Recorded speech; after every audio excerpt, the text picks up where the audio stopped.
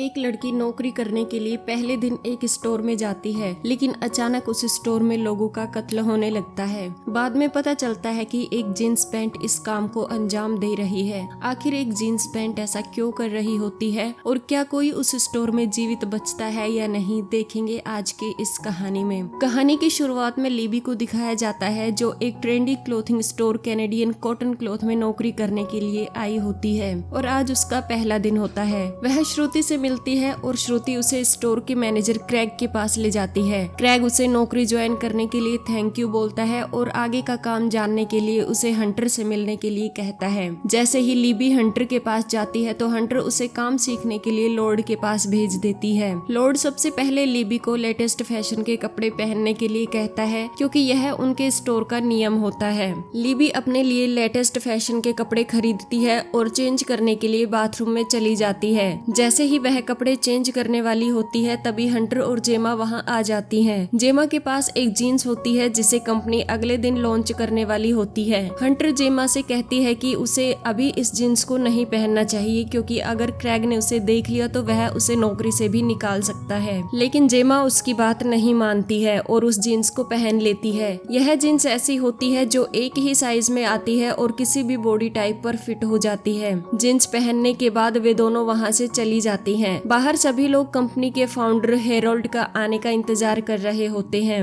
Libby भी change करके थोड़ी देर में वहां पहुंच जाती है। क्रैग उन सभी को आज के प्रोग्राम के बारे में बता रहा होता है। तभी जेमा को जीन्स की वजह से थोड़ा असहज महसूस होने लगता है, इसलिए वह वापस बाथरूम में चली जाती है। क्रैग उसे जाते हुए देख लेता है और वह ब्लूटूथ पर उसे कॉल देकर कहता है कि हेरोल्ड के आने से पहले सभी को यहाँ मौजूद होना है। जेमा बाथरूम में जाकर जीन्स को उतारने की कोशिश करती है, लेकिन जीन्स उसके बॉडी पर कसने लगती है और आखिर में जीन्स उसकी कमर को काट देती है, जिससे जेमा की मौत हो जाती है। वहीं दूसरी ओर हेरोल्ड स्टोर में आता है और वहां मौजूद सभी कर्मचारियों को मोटिवेट करता है और उन्हें बताता है कि कल जो जीन्स लॉन्च होने जा रही है उसका नाम सुपर शेपर है और वह सिर्फ एक ही साइज में उपलब्ध होगी, लेकिन वह हर बॉडी टाइप पर फिट हो जाएगी। इसलिए कल का दिन हमारे लिए बहुत ही खास है, क्योंकि कल हम एक नया इतिहास लिखने वाले हैं। हेरोल्ड उन्हें आगे बताता है कि आज रात को यहाँ पर एक famous fashion YouTuber Patton super shaper के बारे में वीडियो बनाने आएगी। यह सुनकर सभी लोग काफी ज्यादा एक्साइटेड हो जाते हैं। हेरोल्ड के साथ एमा भी होती है, जो क्रैग को बताती है कि आज रात भर स्टोर का लॉकडाउन रहेगा और रात को 12 बजे सिर्फ 5 मिनट के लिए लॉकडाउन खुलेगा। जब यूट्यूबर पेटन अंदर आएगी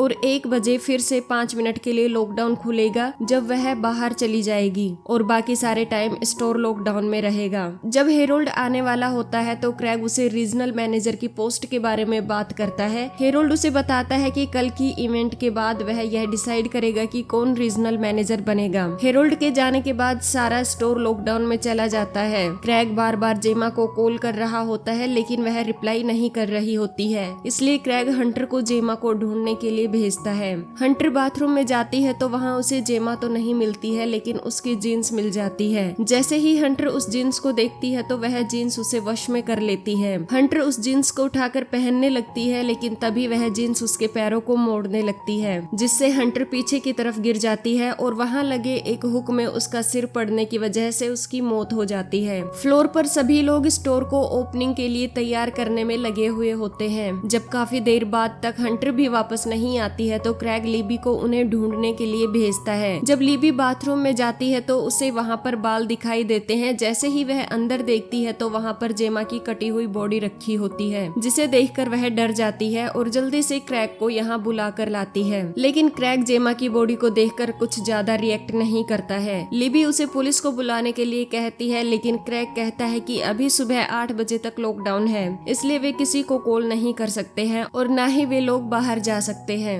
लिबी कहती है कि यहाँ पर कोई किलर हो सकता है, इसलिए हमें सभी को इस बारे में बता देना चाहिए। लेकिन क्रैग कहता है कि अगर हमने सभी को बता दिया तो सभी लोग बहुत ज्यादा डर जाएंगे और फिर कल स्टोर नहीं खुल पाएगा, जिसकी वजह से कंपनी को बहुत ज्यादा घाटा होगा। और फिर वह चिकनी चुपड़ी बातें करके लिबी को किसी को ना बताने के लिए कन्विंस कर लेता है। इसके बाद वे दोनों जेमा की बॉडी को उठाकर एक डस्टबिन में डाल देते हैं। लिबी वापस अपना काम करने लग जाती है, लेकिन अब काम में उसका बिल्कुल भी ध्यान नहीं होता है। लॉर्ड भी फ्लोर पर कपड़े लगा रहा होता है। तभी अचानक उसके सामने बॉक्स में वही जीन्स आ जाती है है और वह लॉर्ड को भी वश में कर लेती है। लॉर्ड उस जींस को उठाता है और लेकर नीचे स्टोर रूम में चला जाता है। क्रैग उसे देख लेता है और लगातार उसे ब्लूटूथ पर कॉल देता रहता है, लेकिन लॉर्ड उसकी बात नहीं सुनता है। जैसे ही लॉर्ड जींस को पहनने के लिए उसकी जिप खोलता है, तभी वह पेंट उसको काटने लगती है और अंत में लॉर्ड का गला काटकर उसे मार देती है। जब लॉर्ड क्रैग की कॉल का कोई जवाब नहीं देता है तो क्रैग स्टोर रूम में चला जाता है। लिबी भी क्रैग के पीछे पीछे चली जाती है। स्टोर रूम में बीच में क्रैग को एक बॉक्स दिखाई देता है। जैसे ही वह उस बॉक्स को खोलकर देखता है तो उसके अंदर उसे लॉर्ड की कटी हुई बॉडी दिखाई देती है। लिबी भी वहां आ जाती है और वह भी लॉर्ड की बॉडी को देख लेती है। वह क्रैग से कहती है कि जब यूट्यूबर पेटन यहाँ आएगी तो हमें उसी समय पुलिस को कॉल करके यहाँ बुला लेना चाहिए, लेकिन क्रैग इसके लिए तैयार नहीं होता है क्योंकि वह नहीं चाहता था कि उसका स्टोर शुरू होने से पहले ही बंद हो जाए और जिस रीजनल मैनेजर की पोस्ट के लिए वह इतने दिन से मेहनत कर रहा है वह किसी और को मिल जाए। इसलिए वह लिबी को हिट करके उसे बेहोश कर देता है। रात को 12 बजे यूट्यूबर पेटन स्टोर में आती है और उसके साथ एमा भी होती है। पेटन के आते ही क्रैग उसके लिए स्टोर रूम से नए सुपर शेपर जींस लेने के लिए चला जाता है और पेटन स्टोर में वीडियो बनाने लगती है। एमा भी पेटन को फ्लोर पर छोड़कर ऑफिस में चली जाती है। जब पेटन जींस का प्रमोशन करने के लिए उसके साथ वीडियो बना रही होती है, तभी जींस उसके गले में फंदा बनाती है और तुरंत उसे मार देती है। यह देखकर सभी लोग डर जाते हैं। इसके बाद जींस उछलकर टेबल पर जाकर खड़ी हो जाती है और फिर वहां मौजूद सभी लोगों को मारने लगती है। क्रैग जब स्टोर से जींस लेकर फ्लोर पर पहुंचता है तो वहां उसे कोई भी दिखाई नहीं देता है और जींस फर्श पर पड़े खून को चाट रही होती है। यह देखकर क्रैग धीरे से दरवाजा बंद करता है और भागकर अपने ऑफिस में चला जाता है। ऑफिस में एमा पहले से होती है और वह उससे कहती है कि यह जींस लेकर वह यहाँ क्यों आ गया है। इसे लेकर उसे पेटन के पास जाना था। क्रैग जल्दी से उस जींस को दरवाजे से बाहर फेंक देता है। एमा भी वहाँ से बाहर जाने लगती है। क्रैग उसे बाहर जाने से रोकता है, लेकिन तभी एमा उसकी बेइज्जती करने लगती है और उससे कहती है कि वह कभी भी एक रीजनल मैनेजर नहीं बन सकता है। यह बात क्रैग को अच्छी नहीं लगती है और वह उसे बाहर जाने देता है। एमा बाहर जाकर उस जींस को उठाकर जाने लगती है, लेकिन वह जींस एमा को भी मार देती है। वहीं दूसरी ओर श्रुति स्टोर से लाए हुए कुछ पुतलों को फ्लोर पर लगा रही होती है। तभी वह जींस वहां आ जाती है। जैसे ही जींस श्रुति की तरफ बढ़ने लगती है, तभी श्रुति उसके हेडफोन पर चल रहे बॉलीवुड सॉन्ग हमारा इंडिया को गाने लगती है और गाने को सुनकर जींस भी नाचने लगती है। थोड़ी देर बाद श्रुति के पास कॉल आता है और वह पुतले को लगाकर वहां से चली जाती है। लिबी को जब होश आता है तो वह फ्लोर पर जाती है, लेकिन वहां पर उसे कोई भी दिखाई नहीं देता है। वहां पड़े हुए कैमरे को उठाकर जब वह देखती है तो उसे देखकर वह सब कुछ समझ जाती है। वह कैमरे को लेकर सीधा श्रुति के पास जाती है और उसे वीडियो दिखाती है, जिसे देखकर वह डर जाती है। तभी उन्हें याद आता है कि 1 बजे 5 मिनट के लिए फिर से लॉकडाउन खुलेगा, इसलिए वे दोनों मेन गेट की तरफ भागती हैं, लेकिन तब तक फिर से लॉकडाउन लग जाता है। फिर वे दोनों वहां से सीधा ऑफिस में क्रैग के पास जाती हैं। श्रुति क्रैग से पूछती है कि वहां पर क्या चल रहा है, तो क्रैग कहता है कि सब कुछ नॉर्मल है। फिर श्रुति और लिबी कमरे में रिकॉर्डिंग को देखती हैं तो उन्हें पता चलता है कि जींस को बॉलीवुड गाने पसंद हैं। इसके बाद लिबी श्रुति के फोन से लाउड स्पीकर पर बॉलीवुड गाना प्ले करती है। तभी थोड़ी देर बाद ही एक पुतला जिसने वही जींस पहनी होती है नाचते हुए वहां आ जाती है। वे लोग उसे सीसीटीवी कैमरे से देख रहे होते हैं और वह बॉलीवुड गाने पर डांस कर रही होती है। इसके बाद श्रुति उससे हिंदी में पूछती है कि वह कौन है और उसे क्या चाहिए। तभी पुतला खून से दीवार पर कीरत नाम लिखती है। आगे पूछने पर कीरत उन्हें लिख लिख कर सब कुछ बता देती है। वह बताती है कि वह भारत में एक कॉटन फील्ड में काम करती थी। जब वह 13 साल की थी, वहाँ काम करते हुए एक थ्रेसर में गिरकर उसकी मौत हो गई थी और यह जींस उसी कॉटन से बने हैं जिन्हें छोटे बच्चों से जबरदस्ती काम करवा कर तैयार करवाया जाता है। यह सुनकर श्रुति और लिबी को बहुत ही दुख होता है और वे दोनों क्रैग से पूछती हैं कि उसकी कंपनी छोटे बच्चों से काम करवाती है। आखिर में क्रैग इस बात को स्वीकार कर लेता है कि उनकी कंपनी कॉटन फील्ड में छोटे बच्चों से काम करवाती है। श्रुति और लिबी कीरत से बात करके बताती है कि वे दोनों उसकी कहानी को पूरी दुनिया को बताएंगे और उसके बदले में उसे लोगों को मारना बंद करना पड़ेगा। कीरत इसके लिए मान जाती है और फिर वे दोनों कैमरा लेकर बाहर कीरत के पास जाती हैं।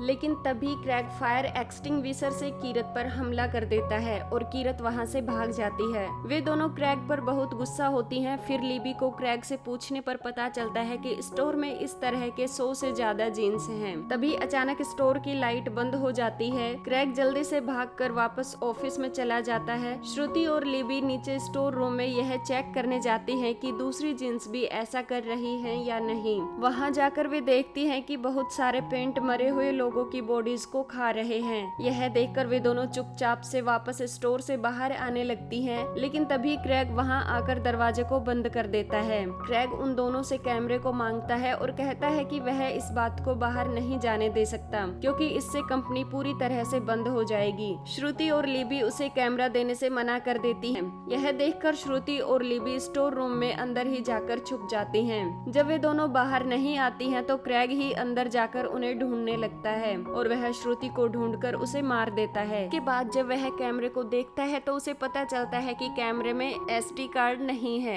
वही लिबी चुपके से स्टोर रूम से बाहर जाने लगती है, लेकिन तभी पीछे से आकर क्रैग उसे पकड़ लेता है और उससे SD कार्ड मांगता है। जब लिबी उसे SD कार्ड नहीं देती है तो वह उसकी गर्दन दबाकर उसे बेहोश कर देता है, लेकिन तभी बहुत सारी जीन्स वहां आ जाती हैं और उस पर हमला कर देती हैं और उसकी बॉडी में सिर्फ हड्डियां छोड़ती हैं। इसके बाद सारी जीन्स वहां से निकलकर फ्लोर पर चली जाती हैं। थोड़ी देर बाद जब लिबी को होश आता है तो वह जल्दी से फ्लोर पर जाती है और वहां जाकर कीरत से कहती है कि वह लोगों को इस तरह से नहीं मार सकती है क्योंकि उसके साथ जो हुआ है उसमें इन मासूम लोगों का कोई कसूर नहीं है। लेकिन कीरत उसकी कोई बात नहीं सुनती है और सारे जीन्स को हमला करने के लिए तैयार कर देती है। तभी लॉकडाउन भी डीएक्टिवेट हो जाता है और बाहर खड़े लोग अंदर घुसने के लिए तैयार हो जाते हैं। लिबी जल्दी से भागकर दरवाजे पर जाती है और उन लोगों को अंदर घुसने से रोकने की कोशिश करती है, लेकिन वे लोग उसे धक्का देकर अंदर घुस जाते हैं और उनके अंदर घुसते ही जीन्स उन सभी पर हमला करने लगते हैं और सभी को जान से मारने लगते हैं। नीचे गिरने से लिबी का भी सिर फट जाता है और उसकी भी वहीं मौत हो जाती है और वह SD कार्ड जिसमें सब कुछ रिकॉर्ड हुआ था वह उसके हाथ में ही होता है